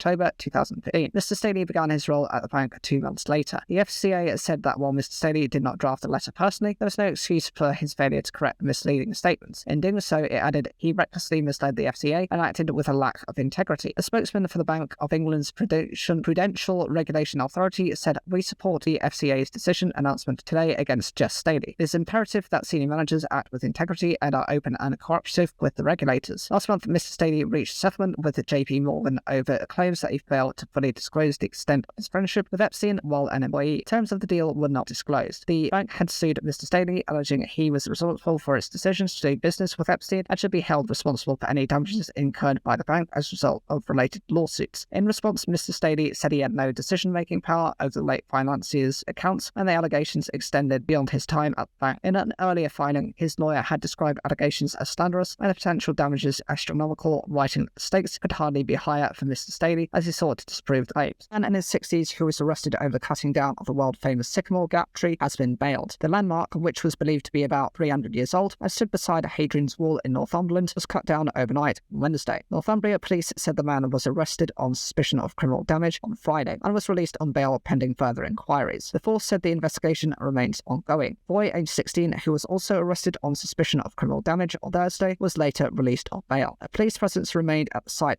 Friday and across the weekend, with forensics officers taking measurements and samples of the remains and photographing the area. The tree grew in a natural dip in the landscape near Hexham and featured in the 1991 film Robin Hood, Prince of Thieves, starring Kevin Costner. It was looked after by both the Northumberland Park Authority and the National Trust. On Sunday, Robin Hood actor Brian Blessed urged park bosses to plant another tree near the felled Sycamore Gap landmark. National Trust manager Andrew Pose previously said the stump was healthy and they might be able to coppice the tree where new shoots grow from the trunk's base. Meanwhile, Mark Feather, estate manager at the Woodland Trust, said it would take a few years to develop into even a small tree and around 150 to 200 years before it's anywhere close to what we have lost. Once a tree of this age is gone, the sad truth is you can't replace them within any visible time frame. It takes centuries. Over the past week, people have shared their memories and paid tributes to the landmark, including one man who planted a sapling near the felled tree. National Trust officials said they had to remove the sapling because of the site's UNESCO World Heritage status. The National Trust said it was grateful for the many offers of support,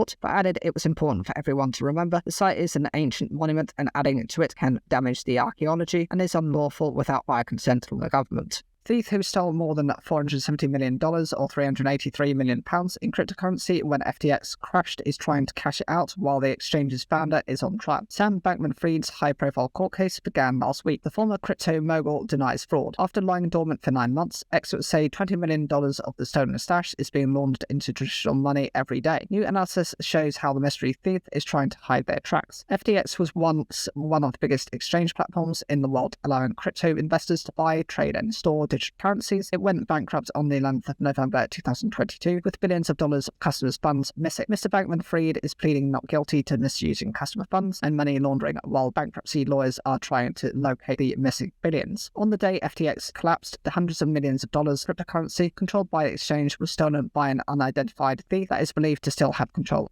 funds. No one knows how the thief or thieves was able to get digital keys to FTX crypto wallets, but it's thought it was either an insider or hacker who was able to steal the information. The criminal moved 9,500 Ethereum coins, then worth $15.5 million, from a wallet belonging to FTX to a new wallet. Over the next few hours, hundreds of other crypto assets were taken from the company's wallets in transactions eventually totaling $477 million. According to researchers from Elliptic, a cryptocurrency investigation firm, the thief lost more than $100 million in the weeks following the hack, as some was frozen or lost in processing fees as they frantically moved the funds around to evade capture. But by December, around $70 million was successfully sent to a cryptocurrency mixer, a criminal service used to launder Bitcoin, making it difficult to trace. Without using a mixing service to hide the illicit origins of their Bitcoin, criminals risk being caught or having their funds seized by cryptocurrency exchanges. Such exchanges allow people to exchange coins like Bitcoin and Ethereum for traditional cash. Although mixers make it difficult to trace Bitcoin, Elliptic was able to follow a small amount of the funds, $4 million, that was sent to an exchange. The rest of the stolen FTX stash, around $230 million, remained untouched until 30th September, the weekend before Mr. Bankman-Fried's trial began. Nearly every day since then, chunks worth millions have been sent to a mixer for laundering and then presumably cashing out. Elliptic has been able to trace $54 million of Bitcoin being sent to the Sinbad mixer, after which the trail has gone cold for now. Experts say the activity is strange and goes against the norm for cryptocurrency hackers and thieves. Crypto launderers have been known to wait for years to move and cash out assets once public attention has dissipated, but in this case they've begun to move just as the world's attention is once again directed towards FTX and the events of November 2022, said Tom Robinson's Elliptic co-founder. Another finding from tracing the funds points to a potential link to Russian cybercrime. Some of the stolen Bitcoin successfully laundered last year has been traced to a wallet known to be used by Russian-linked criminal groups. Elliptic says this could point to the involvement of a broker or other intermediary with a link to Russia. While a 37-year-old woman has choked to death after eating marshmallows at a rugby pub fundraising event. Natalie Buss collapsed and died on Saturday night at the event of Bedo RFC in Rhondda Cynon Taf. In a statement, the club paid tribute to one wife, mother and daughter, saying they had lost a very dear friend. It is thought it happened during a bingo fundraiser for the club's under-10 side. South Wales Police said it was investigating. Posting on Facebook, Bedo RFC said the club and the Bedo community are heartbroken. On Saturday night, we lost a very dear friend who will be sadly missed. Everybody associated with Bedo RFC and within the community are nothing less than devastated at the weekend's tragic accident, and we struggle to comprehend the sense of loss people are feeling. This said, we must acknowledge that our loss pales into insignificance in comparison to the loss of a lady who was a wonderful wife, mother and daughter to what was an absolutely tragic turn of events. As a club, we send out our sincerest heartfelt condolences to all the family, close friends and to all those that this is so badly impacted. You are all in our thoughts today. Following the incident on the weekend, many clubs in the area responded on social media offering their condolences. The local MP Alex Davies-Jones posted online that she was really sad to read this awful news. My heart goes out to all those affected and my thoughts are with their family and friends, added the Pontypridd MP. Rhondda Cynon Taf Council said it was also investigating as a health and safety regulator and a local licensing authority. Alistair has said they are being forced to change their name by the owners of EasyJet, who have started legal action against them. Easy Life said the airline's parent company, Easy Group, was suing them because their name was too similar. The Leicester band said they were certain that they have never affected the company's business. Easy Group said it would be unfair to let the band use the Easy brand name without royalty payments. In a statement on social media, Easy Life said the band were being sued because of the similarity of their name to the company. We've worked hard to establish our brand. I'm certain in no way have we ever affected their business, the band said. Although we find this whole situation hilarious, we are virtually powerless against such a massive corporation. Easy Group said other companies, including one of the UK's largest catalogue retailers, also called Easy Life, paid for the use of its brand name. A spokesperson added Stelios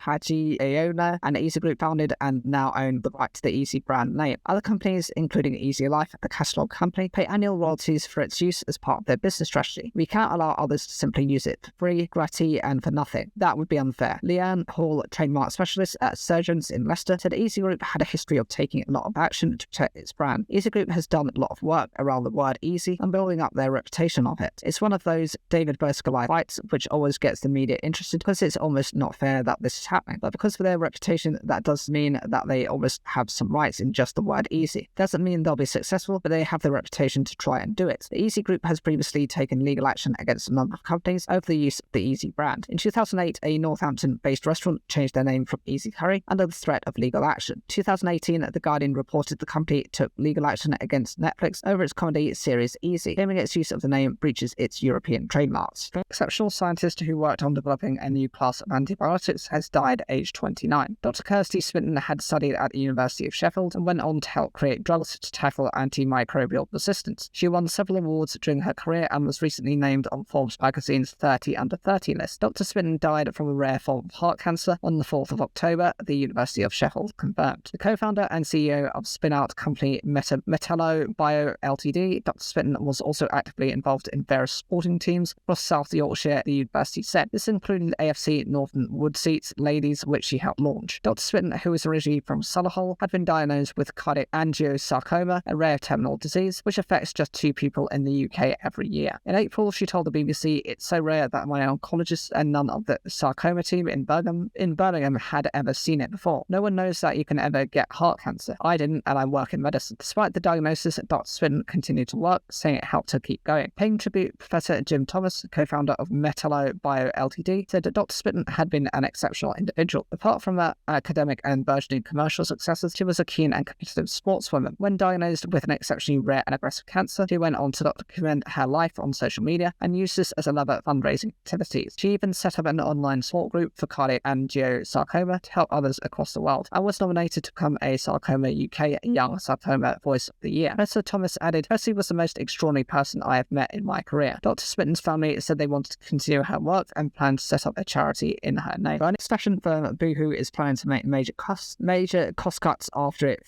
slashed its sales forecast. The retailer, whose brands include Pretty Little Thing, warned that sales could fall by up to 17% this year. Boohoo is facing a tough competition from rivals such as Shein, while financially stretched shoppers are also reining in spending. It said that it had identified £125 million cost savings it will make to try to get the business back on track. Boohoo was one of the big winners of the pandemic as online retailers thrived, and it took the opportunity to snap up other brands such as Nasty Gal, whose US founder Sophia Amoruso was credited with making the term girl boss mainstream. But it has found the going harder more recently, and it reported sales of £729 million in the 6 months to 31st of August, down 17% from the same period a year before. The online retailer has been making huge efforts to boost profits in recent months, starting to charge for returns and sourcing goods from Europe rather than from Asia. However, its half-year results show pre-tax losses at the group widened to £26.4 million, compared with £15.4 million a year ago. Despite the losses, Chief Executive John Little said he saw a clear path to improve profitability and getting back to growth. Boohoo had made substantial progress on big targets, he added, including the launch of the US distribution centre and earmarking £155 million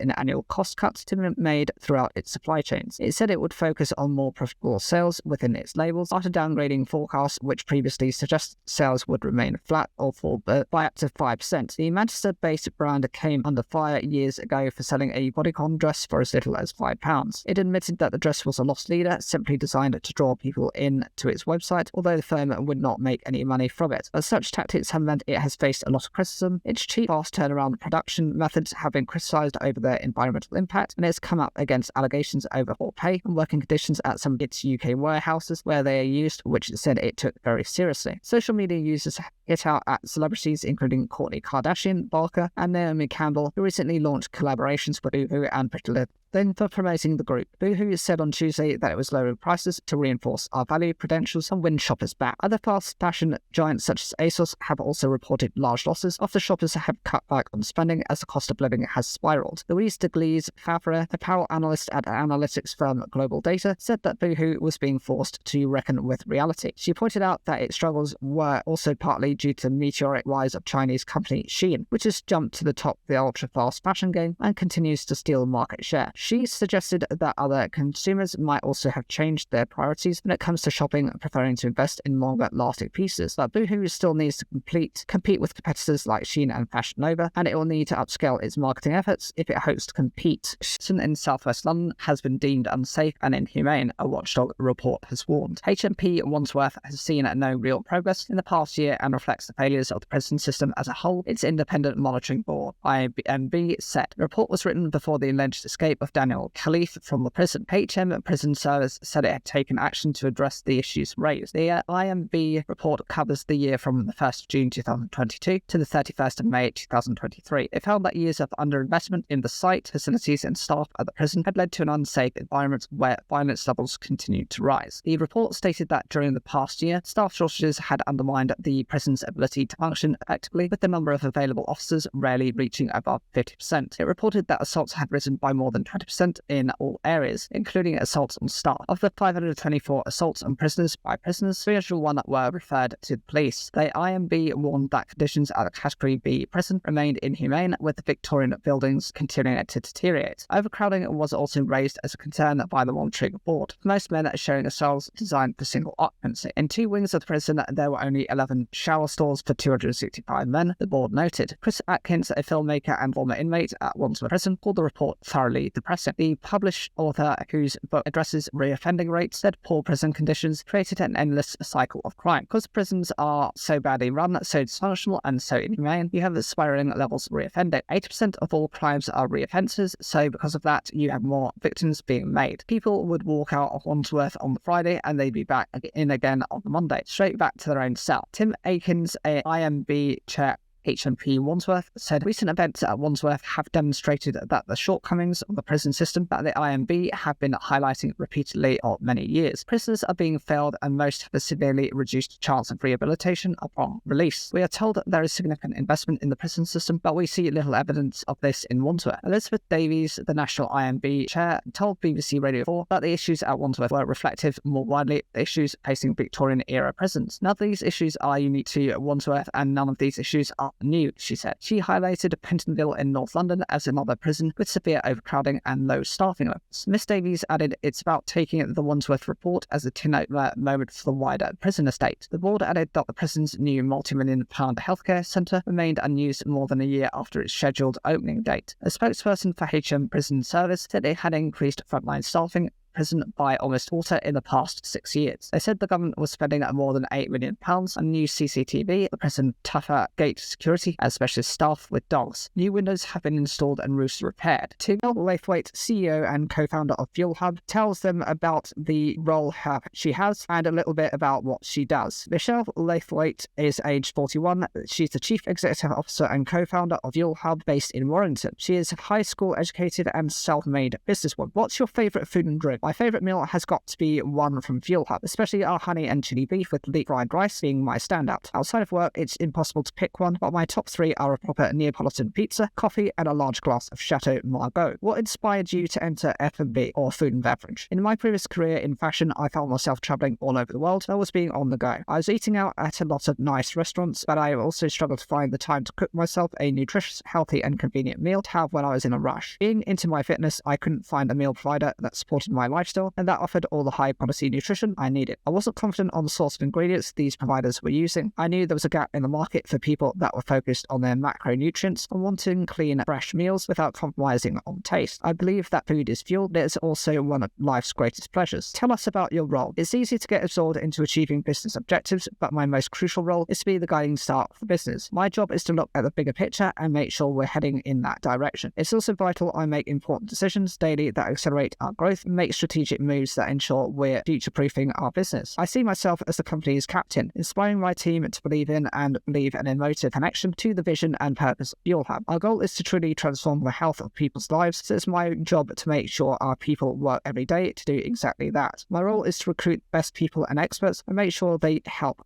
create a culture that buys into our mission. What does your typical day look like? Each day is different to the next, but I'll always have my daily catch-ups with my heads of departments to get a top-level view of what's going on. I oversee all departments of the business and whatever needs the most attention on a specific day. That's what I'll focus on most. Each day I make sure we're operating as a high-performing team that's aligned to the business's goals and KPIs. My day constantly involves inspiring and motivating everyone towards the bigger picture, as well as being there for when the team needs encouragement and support. How did you get to where you are today? I grew up in a working-class environment that didn't have a lot of opportunity, but I always had the mindset that if I did something, I'd make it work. I just had a car and a pocket full of ambition. Grafting in any job I found myself in, I wanted to be as successful as could be. Forging a successful career in fashion, its short-term and trend-led business model was something I wasn't passionate about. The industry felt personable and not business-led, so I felt that it was a time to create a business I truly believed in that had a long-term purpose at its core. After a year of testing the idea of Fuel Hub, the feedback was overwhelming and was enough to set myself and co-founder James to be laser-focused to make it a success. When you're having a bad day, what cheers you up? Reminding myself of the incredible people around me, whether that's through my husband, children, or team members, is what gets me through challenging days. I also remind myself that we started Fuel Hub just before COVID, as well as giving birth to my child on the day of our launch. At the time, cooking meals in our first small commercial kitchen with my newborn in the pram next to me seemed to be the biggest hurdle of them all. Fast forward 4 years later and we're facing an unprecedented energy crisis, record level inflation, and a once-in-a-life cost of living crisis. Yet we're still here and growing faster than ever. I need to remind myself that we've overcome greater challenges than just a bad day. However, a sauna and an ice bath does have its magic. What's your favourite part about the food sector? There are so many opportunities in the food sector, especially in our subsector. For all the pain of the pandemic, it opened the door for businesses like ours to thrive. Consumer habits are moving towards health and convenience, which is a space we're quickly dominating in and don't expect to slow down. The food sector can be saturated with different products, but ours is attracting some of UK's most elite athletes, which is something we're proud of. If you can change one thing about the food and beverage sector, what would it be? Our focus is on running a company that operates on a completely zero food waste model. Sustainability sits at the core of everything that we are doing, so we aim to reduce as much waste where we can. Every component of our product is fully sustainable, and I think that if other companies in the food and beverage sector were dedicated to making these changes, then the sector as a whole could become an exemplar of waste management.